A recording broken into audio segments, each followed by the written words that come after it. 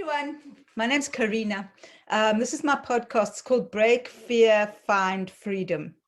And it's appropriate because Dee right here is launching her book to be published tomorrow, called Detained. Don't know if you know that, but there it is. It's pretty cool. Dee, tell us a bit about it. Well, it's the story of an adventure that went a bit crazy. For as you know, I was in Mexico teaching English, and I got invited to visit friends in the States, and well, I looked up how to do that. If you're arriving by land, it said you have to fill in an application form at the border. I went to do that and got arrested for being at the border in the terminal building without the visa. And this is the story about it. Locked up nearly a month, held captive at the Mexican border as an innocent person. And but the good that came from it is I met Karina and I met a couple of other wonderful people. So we're focusing on the positives now. So yes, and the story goes on. It's exciting. Well, you didn't tell us why you decided to write it. I mean, there's a lot of people that get detained. Yeah, why? Just to get it out, you know, because it felt like it needed to come out, the story, for myself and for other people to try and shed some light on these things. And hopefully, you know, some good will come of it. And for myself, as a kind of a therapy, you know, because it was quite a shock, you know, it was quite a shock to have that happen. You know, 1 minute you're an innocent, free human being, the next minute you're in a tiny holding cell with like 14 other people. So yeah, I just needed to write about it to get the truth out there. So that's did they ever explain why they did that? Was there any explanation? No, I wrote letters to a few places, and I wrote to the immigration people. I wrote to the San Diego police. I wrote to the what do they call it? Like the MP, but it's a different name over there. I got some apologies. One of the immigration officers said, "We're sorry that happened to you. Hopefully you'll have a better time next time." Nobody really explained it. No, not properly. You know, I think what really happened, the guard at the entrance messed up. I think that's what went wrong. He let me into the building. I shouldn't have been in the building without the right papers. He checked my passport and he okayed me to go in. Brian witnessed it. So, right? So it went from bad to worse afterwards. Yeah, it was shocking. So I think he messed up. I think that's where it all began. He should have said, sorry, you can't come in. You don't have the visa or the ESTA or whatever. But he checked it and he said, where did you come from? He assumed I'd come from LA with Brian. I said, no, Cozumel, which is in Mexico. And he said, oh, okay, go in. He messed up, you know, and Tom says he probably thought I'd come down from Carmel, which is in the States, maybe, but he messed up. So he let me in there, and then I was arrested for being in there without the right papers. So I think he's the one actually that made the mistake. So yes, where is he? I'm gonna punch him. All right. Can I ask a question? Yeah. Yeah. Do you know if that particular officer was ever held to account, or anything may have happened to that officer? Because that sounds like someone who either didn't have proper training, or, you know, could have had a different agenda, was having I don't know, but I'm just wondering if anything ever happened to that officer, or you ever heard of anything? Not that I know of. I mean, I did report it, but so much was happening, you know, when I got back to England, my head was spinning, and I was trying to I was trying to report it, but because I was in England, it was difficult. People were saying it's out of the UK's jurisdiction, even if you want to make a complaint or sue or anything. So it was so difficult, but I did my best, and it is on the record, you know. So so maybe if they track the time and the date, find out who it was on the gate that day. Yeah, good point though, Freddie. Yeah, you know, last year was a very bad time at the border. I mean, during the Trump years, the border was absolutely, like the Border Patrol was sort of like the tip of the spear for some of the agenda of the Trump administration. And so they were really very, not just beyond strict, but just cruel. Right. Yeah. It seemed like, and that was the environment. Yeah. Well, I heard they were making money from people from, it's a private company, and they make profit. They make profit from each person. Yeah. And that's a fact. I researched it afterwards. And because inside I was told that that's what they do. They make, say they have, I said, but surely to keep me here is costing them money.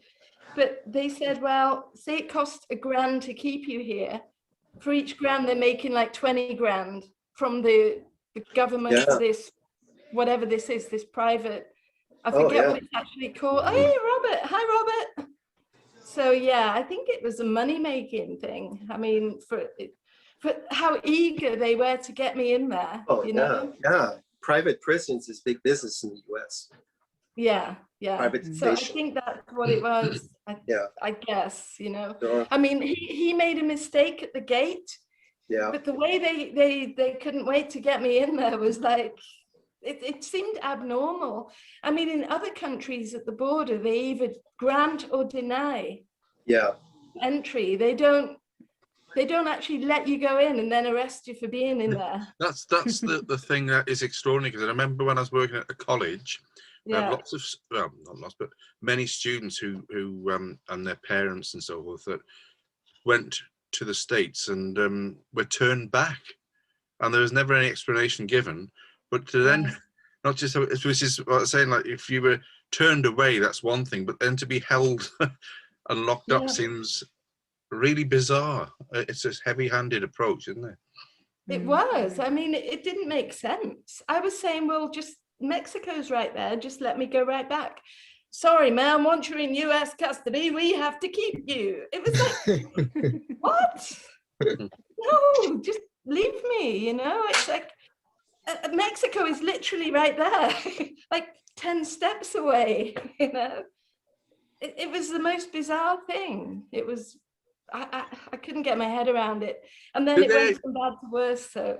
Did they keep you posted as to what was going on? Because it's one thing to say, right, they detain you, but they fill you in what they were doing about, I mean, you couldn't be contacted, because I know that on this side, when it all went a bit strange, there seemed to be no link, no contact number. You could have been anywhere. And that's pretty poor in terms of not even allowing family members to know where you were. At the one point when I actually got involved in terms of trying to locate where you were, even in this country, they had no clue where you were. And that was quite unsettling at the time, because you could have been, all I had was the news from Brian that you had gone missing, as it were, in a sense. And it was like, well, by the border. And but the fact that when you've been there a few days before any contact was made, that seems really poor in terms of, like, it was like three days before I even heard from her. Yeah, I mean, I just find that extraordinary that you think straight away, at least they'd let family and people know, because people are only going to think the worst, aren't they, if they don't hear from someone, and knowing that you wouldn't be the sort that would go off irresponsibly without making some sort of contact. So I remember I was stuck in France at the time, and trying to get through, and it was just awful, you know. Thinking, so well, they never let you know, Brian was with me when it happened. And the thing is, I just assumed, being with Brian, who's from there, he's an American citizen, you know, that might be in my favor. to grant entry, and if not, tough, you know, I've got to go back to Mexico. Fine, I was happy there, finish doing some more volunteer work and then get back to Europe. But when they separated us, that was it. That was it. I said to Brian, see you in a minute, and they took me off, and I didn't see him for like 6 months. Yeah, I waited by that glass door. I waited by that glass door for about 5 hours before I left. God. I was going to say 6 months then, Brian.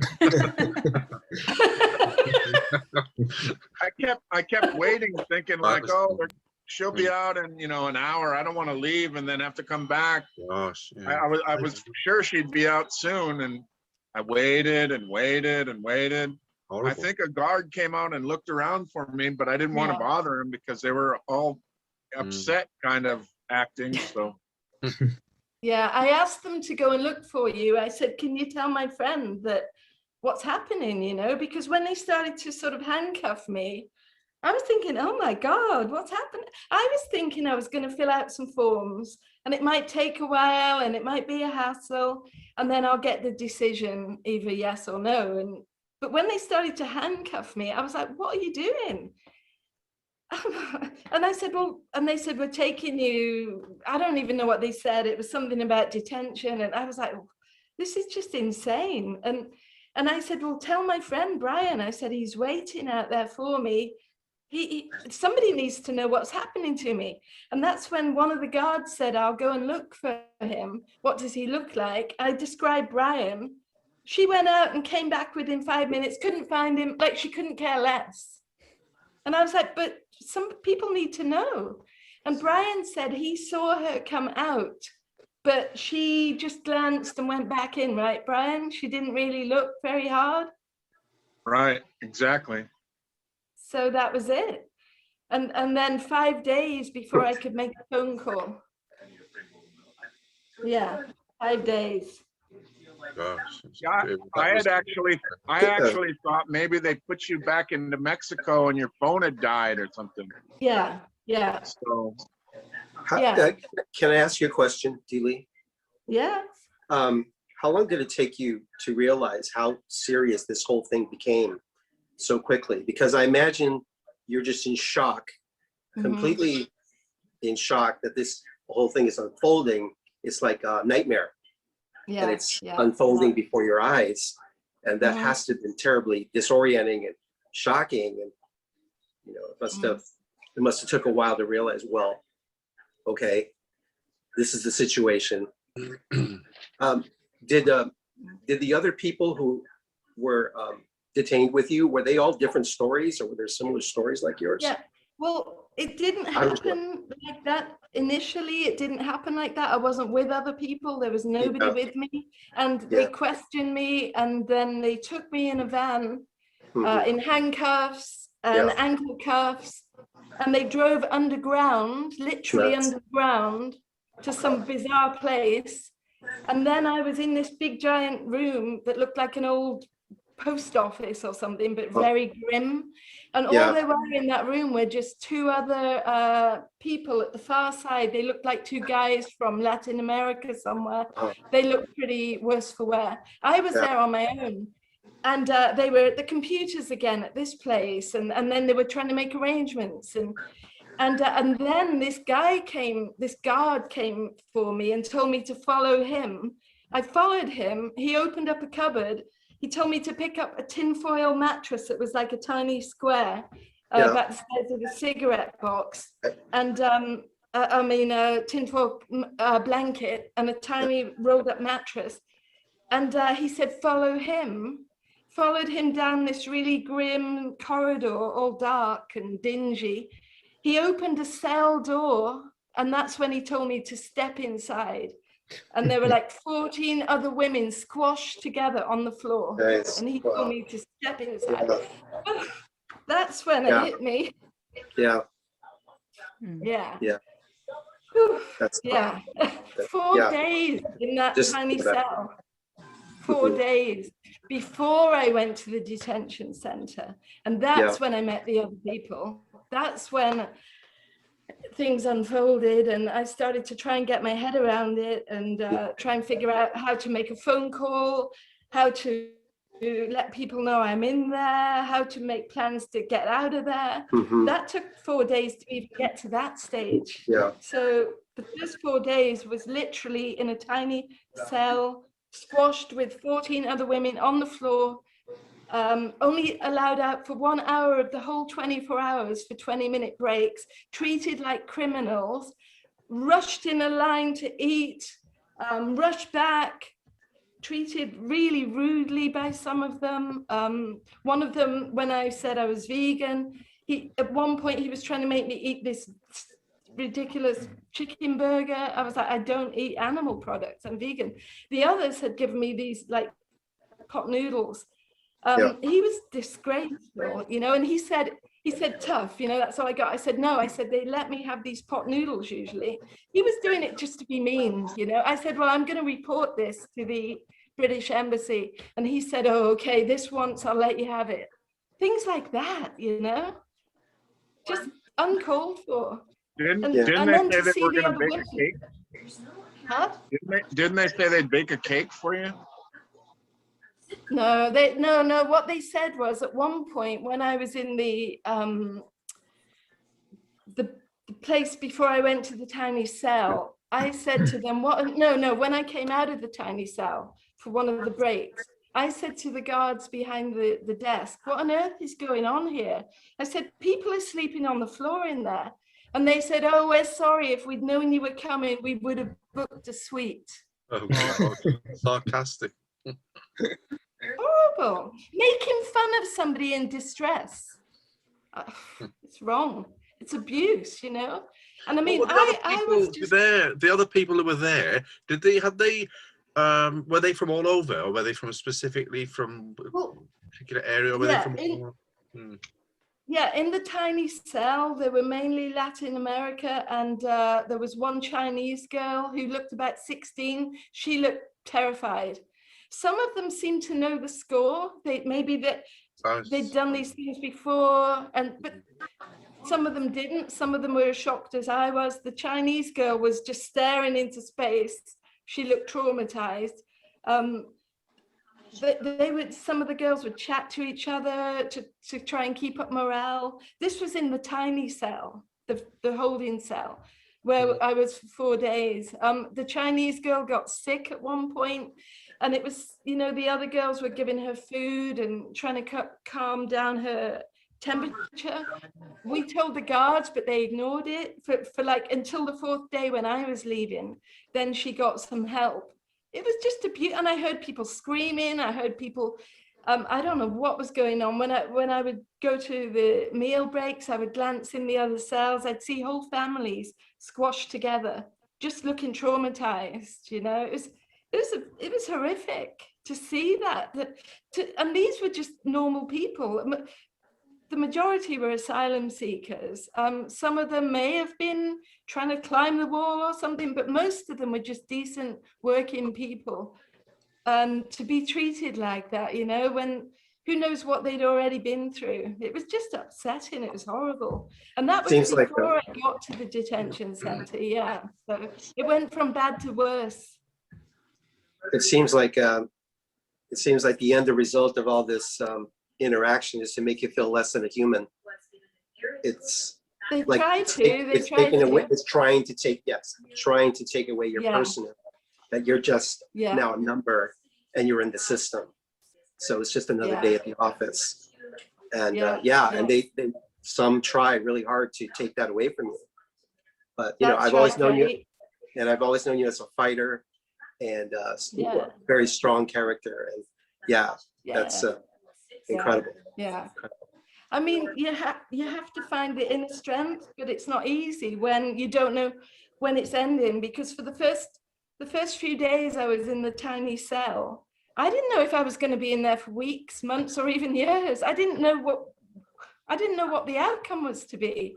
I didn't even understand it. I didn't even know what it was. I was like, well, why am I here? And I said, when will I be out? And they wouldn't tell me. You know, so that was the worst part. And the claustrophobia, the feeling of claustrophobia of being trapped, literally in a tiny cell with 14 other women physically squashed together. Horrendous, you know.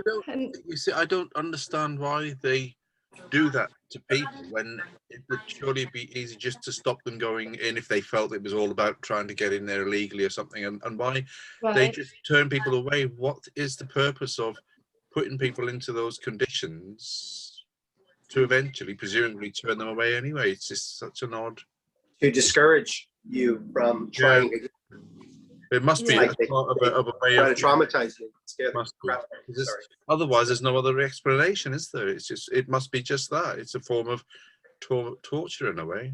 Yeah, I think they do it to, as Freddie said, to scare people and to break them down. I actually heard one of the guards saying, we're breaking some more down, or something like that, words to that effect. That's what they try to do, to put people off, you know, the so-called illegal immigration or asylum seeking. But the thing is, once people are in there, they won't let you leave. So the fact is, and the fact is, even so, you had some advantage because you spoke English. You could articulate yourself pretty clearly what it is, asking the right questions and all that stuff, and they still like were pretending to be ignorant or not knowing, or I don't know. I don't know. I'm just saying that between how you're treated, like between women guards, men guards, do they treat you the same way? Or like, was there at some point, were there guards that were sympathetic or empathetic at least to the situation, to your situation? Yeah, they were all different.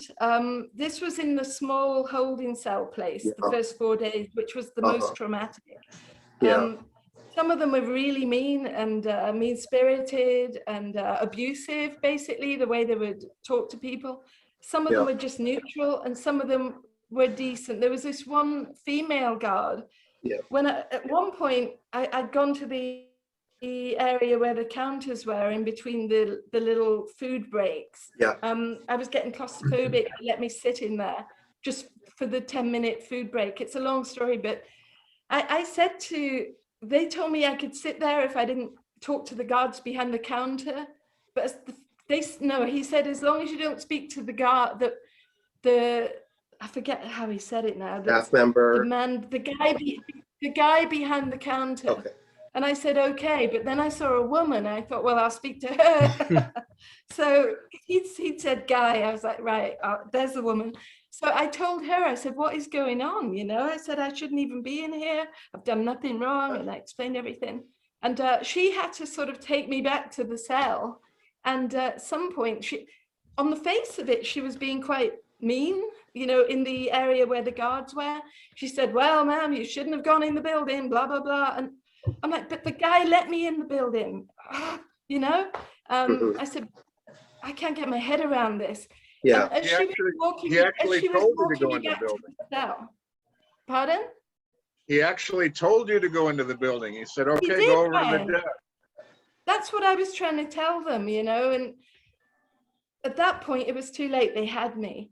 And as the lady was walking me back to the cell, the female guard, when she turned the corner away from the main officers, she said, I'm so sorry. You know, she apologized to me, and that was touching. I was like, well, thank you.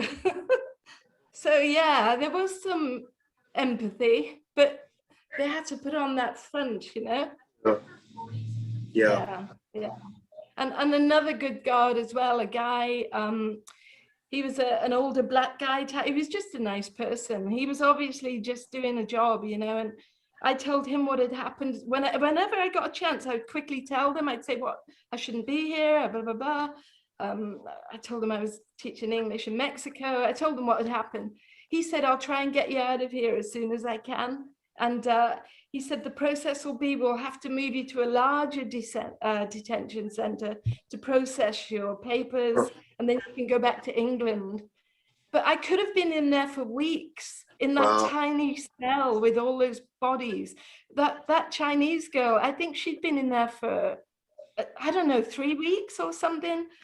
Each day was like torture. So he said he would try, and he did. That night, he got me out of there and transferred me to the large detention center. So yeah, that wow, and, that's a and decent compared person. to Cell, it was a relief.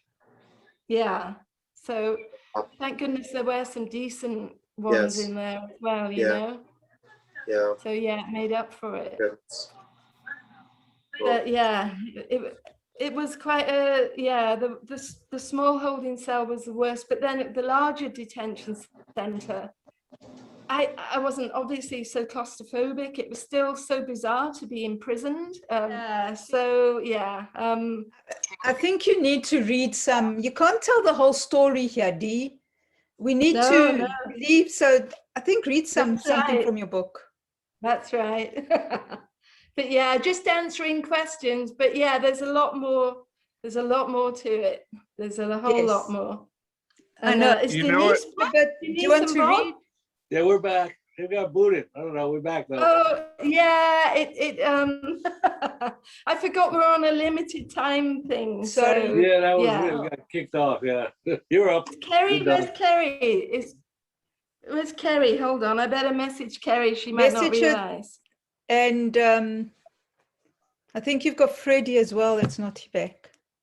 Oh, yeah, I'll message them. Hold on. Let's see. Freddie. Okay, So we're Brian, back. what about your impression of this? How did you feel when Dee just disappeared? Me? Yes, because you were with her, right? It was horrible, yeah.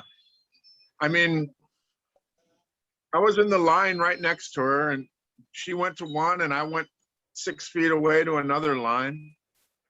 And then they said, okay, welcome, welcome home. And Dee said, oh, they're taking me into secondary. And I just figured, well, they're gonna sort it out and I'll wait out here. I went out the glass door and I waited there for, I don't know, 10 or 15 minutes thinking that she would be back out. I thought they were gonna check a stamp or do something. And it was like 5 or 6 hours later, I was still waiting. Sure. And it was, I didn't know until 3 days later. I think it was a Friday this happened. And then I didn't talk to you until Monday or Tuesday. And I was trying to call. Yeah. I didn't know where to call. I didn't know what to do. And then the telephone systems that they have, I mean, it's easier probably to talk to somebody on the moon. It sounds more clear. It's true. Yeah, that's true. I honestly think that the telephone system is made so that it's really hard to communicate with people. I mean, it'll say like press one or star to do whatever. And you go, okay, you press 1, and it'll go, thank you for calling, and hang up on you. Oh my God. You come back and you get all the way through to it. So, okay, press 1 or star. And so the last time you press 1, so you press star this time, and it hangs up again. And, this happens 5 or 6 times, and you're like, is there something wrong with my phone?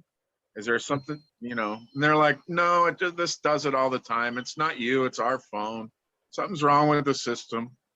And I was like, I can't be the only guy calling down there. I mean, we get hundreds of calls, and it sounds like this is pretty clear, but talking to them, it was like, oh, yeah, just sounded horrible. Yeah.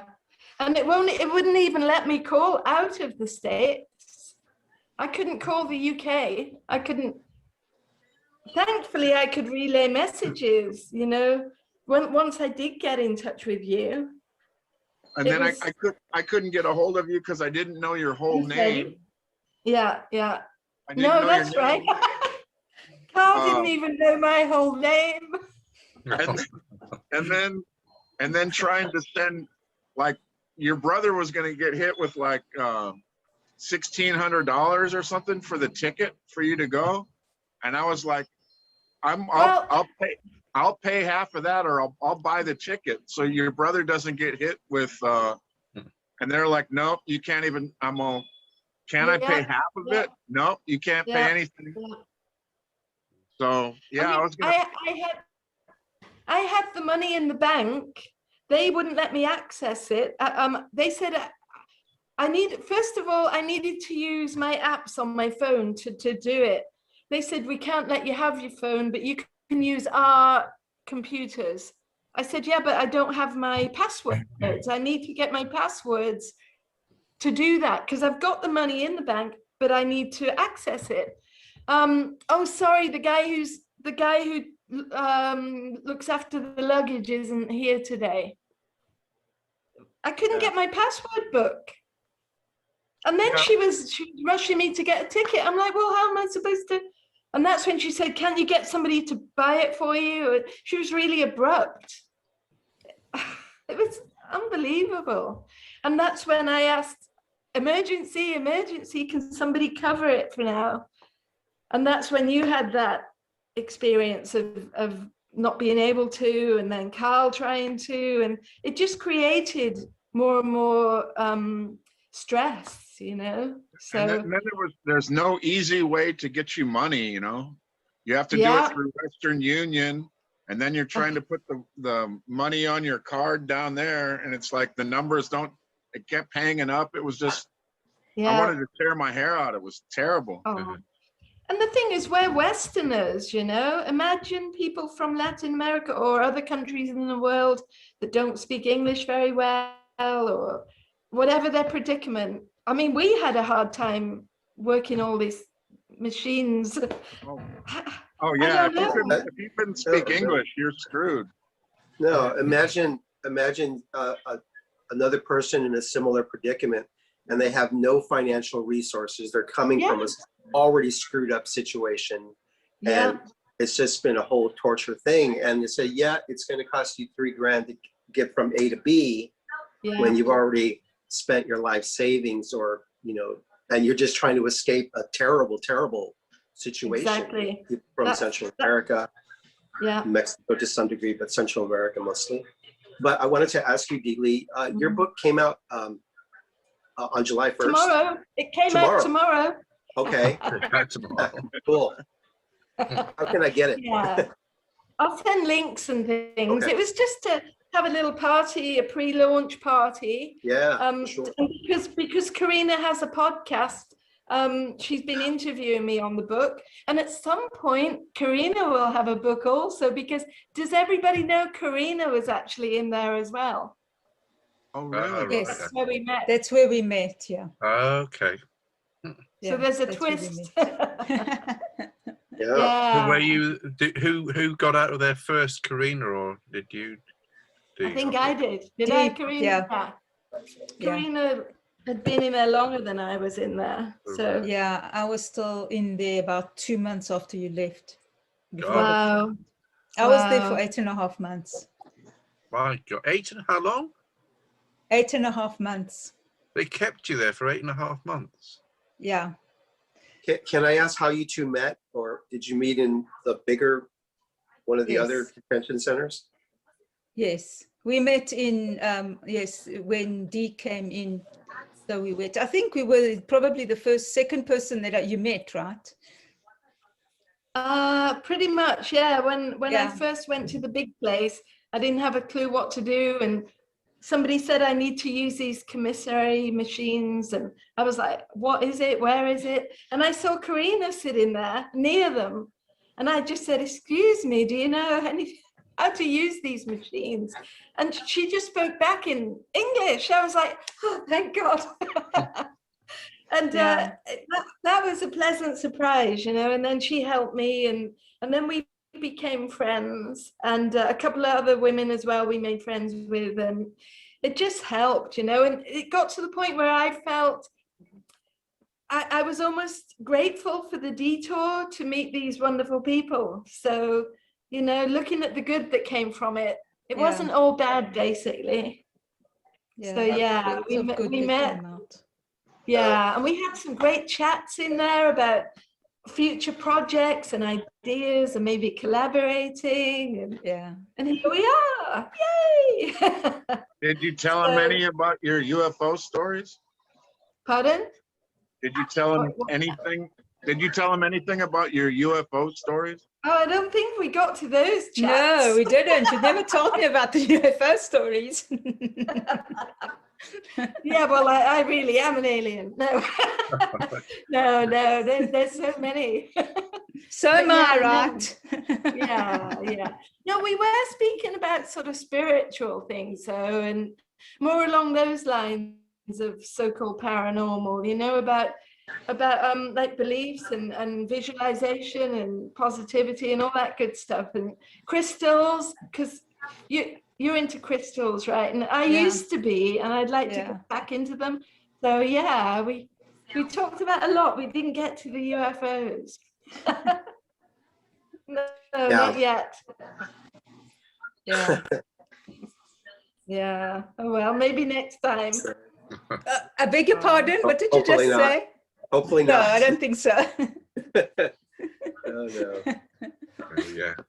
So you were Karina, you were in for the long haul there. I was, right. But there were 8.5 people months? that, sorry? You said 8.5 months? Or- Yeah. Okay. There were people that were there for 2 years, 3 years. Wow. It's just so, because what happens is they just prolong the process. So they keep appealing, because they don't want to be sent back home, because the home is, and yeah. Well, So yeah. it's quite a thing. Yeah. Gee. Yeah. You know, it's these not- are the only 2 books, I think, that have been written by people who've been held in detention. Is So I that think right? it's incredibly important for Americans to know what was going on under the Trump administration. And I think some of the more sadistic aspects of your experience were probably because of US policy at the time. Mm. I think it's still bad with Biden too, though, Yes. to be Mm. fair. It's not good. I mean, it's not, I think the people that are drawn to those types of jobs, some of them, not all of them, but they do have that kind of sadistic streak. They enjoy the power. So, you know, that's why they're in those jobs. Like that guy with the vegan pot noodle and, you know, not letting me have it. That's just ridiculous, you know? Shame on him, you know? But people like that, they seem to enjoy it. So they go into those kind of jobs, whoever's in power at the time, you know? So yeah, I mean, it needs addressing. People need to be aware of what goes on in these places. So I think me writing my little book, Karina's, well, yours is nearly out. Hopefully we will shed some light on these things. It's the Are you going least to we go can on a- do. Hmm? Are you going to go on a virtual book tour? Is that possible? Maybe. Yeah. I don't know how that would Maybe. work, but that would be pretty cool. That'd be Surfing in living rooms all over the world. They could be pretty cool, yeah. Yeah. I'll That'd be get Robert wonderful. Batuta on. Robert, you're a podcast guy. Get that guy. Oh yeah, Robert does podcasts too. Yeah, I could produce Music more. podcast. Yeah, that's right. That'd be It's- great. It's Everyone not needs- political, but no, I think this book is going to give voice to a lot of people whose, you know, human rights were and are being taken away. I hope so. I hope it helps some way. Yeah. You know. So what's the best way to spread the word about these two? Sound like incredible books. How would do I share it on my social media? I could do that, but So There's what I've done is I've created a contest in inverted commas where you just share. I'll put the link up where you just share about this with your social media, and then whoever shares the most will win a signed copy. cool. That's a start. That's the idea. I've just left it. This is just for Dee at the moment because my book's not finished. I'll only be ready. It'll only be ready to launch on the 24th. So we might have another conversation. Yeah. Yeah. Is it on Kindle? Well, It's Amazon Books, right? yeah, there'll be links. Yes. I'll send links and things, and I've got a page on Facebook for the group for my other writings as well, but starting with this one, and I'll send links as well. And you know, the more we, as Karina said, just share information, links, the more hopefully, you know, the word gets out there. And Karina's doing the podcast, so there'll be a lot going on there that we can share. So yeah, Yeah, we we've do- already, Ooh. yes, we've already had 2 conversations. So this one I'll just add on as a bonus. Right. Pretty cool. Yeah. So what I've done is I've put it in the chat. It goes onto my landing page, and then there's a big yellow Okay. button that says Yeah. contest here, and then it'll take you to the contest. Yeah, Mm, I get it. okay. Yeah.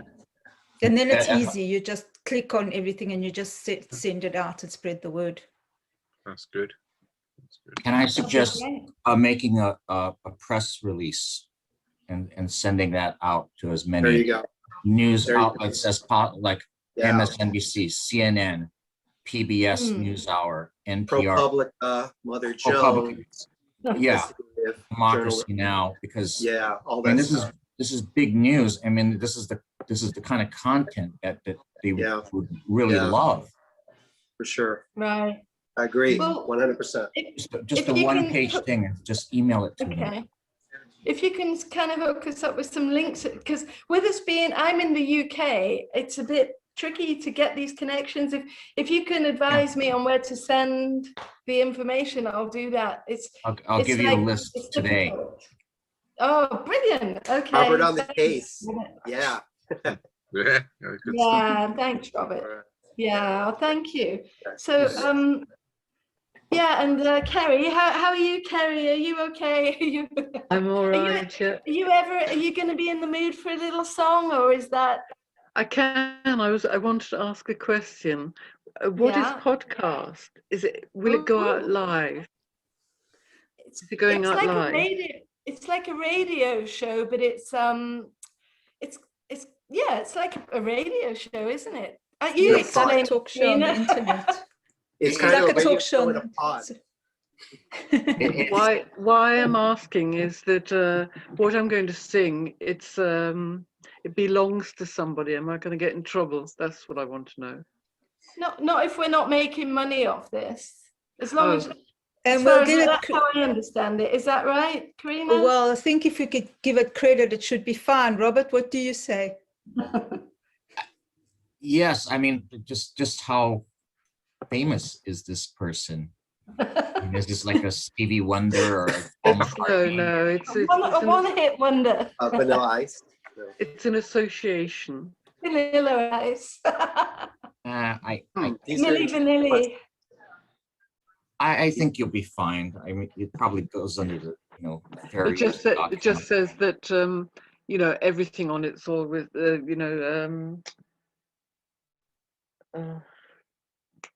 Don't you just I'm not think- sure.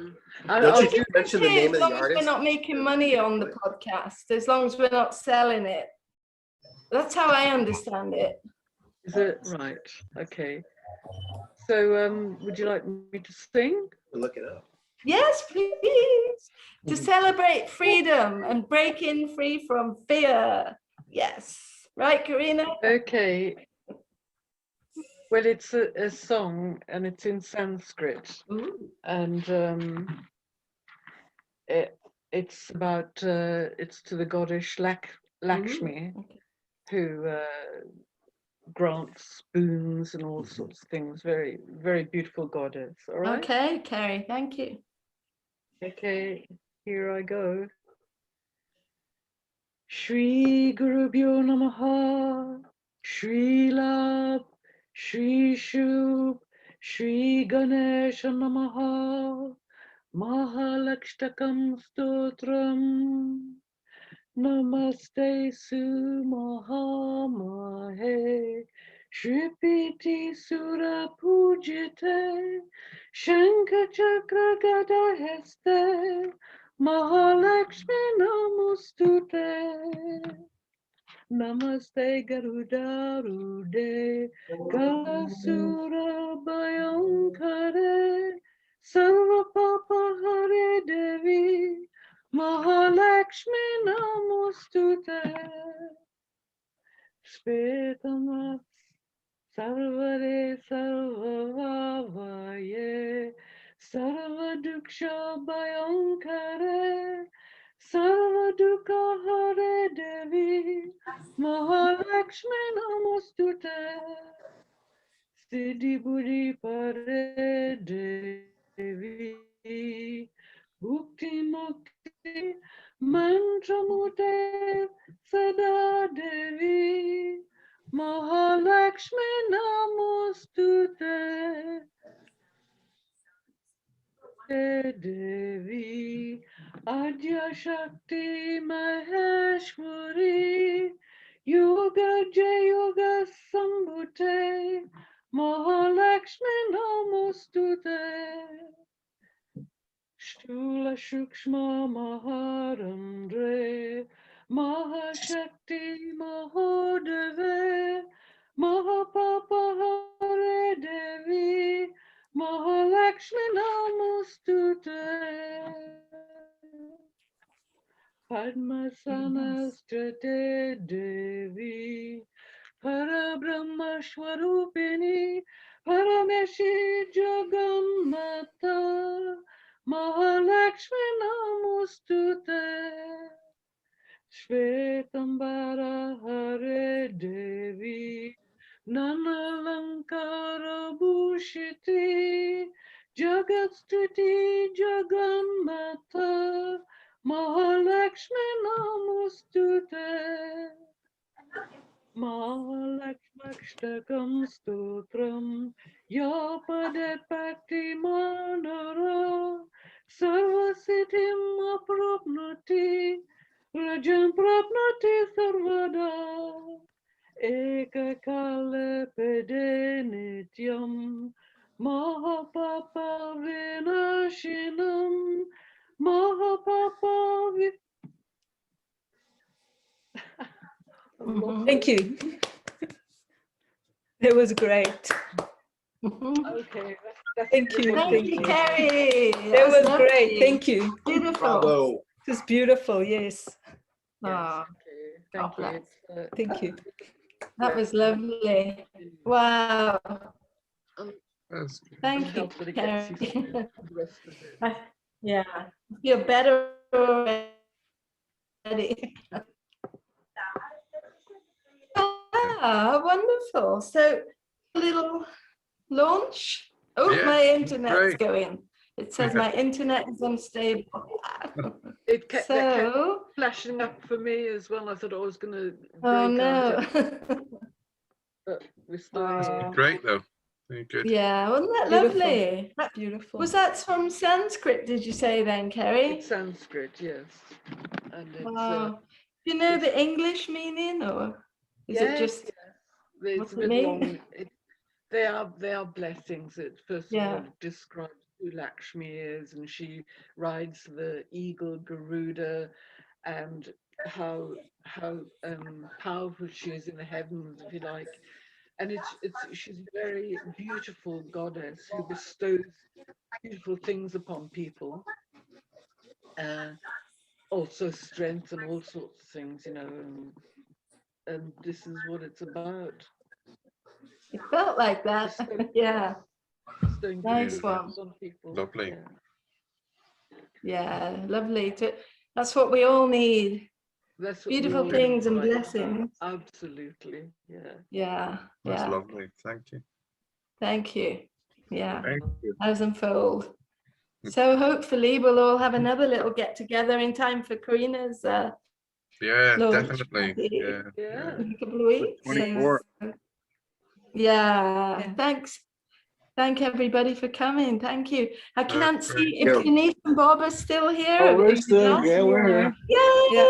Still Oh, we enjoyed that. It was beautiful. Thank you for inviting us. Wasn't it lovely? Yes. Well, Dee Lee, as you know, I had journeys as well, and that's how I met you. And some had fear, and I would always have a spiritual side, like pray to whatever deity to help me through this and learn why I had to go through it. And for this very moment is the reason why you had to go through it. So to bring us all together. Yes, that's Yeah, it, that's Denise. amazing. Let's Nice. focus on the So, positive. yeah. Thank you, Denise. And I'm so Thank you. happy that everybody made it. So Yeah, thank you all. good. Fantastic. And Thank we'll you. keep you posted. Thank All you right, both. take care. Look Everybody. forward to reading the books. And thank you for the invite. It's lovely. The wonderful Karina's podcast. So thanks, Karina. Yeah, The thank wonderful you, Thank host. you. Thank you for being here, everybody. All right, And Thank thank you. you, Dee, and lots of blessings and lots of luck with your Yeah. book. All right. Yeah, Thank you, thank Karina. you. Thank you very Thank much. you. Nice meeting you all. Great, And you you. take care. too. Bye-bye. Bye. See you soon. Bye. Bye. Bye. Yes. Take care. Thanks. Bye. Bye, everybody. Bye. Bye, everyone.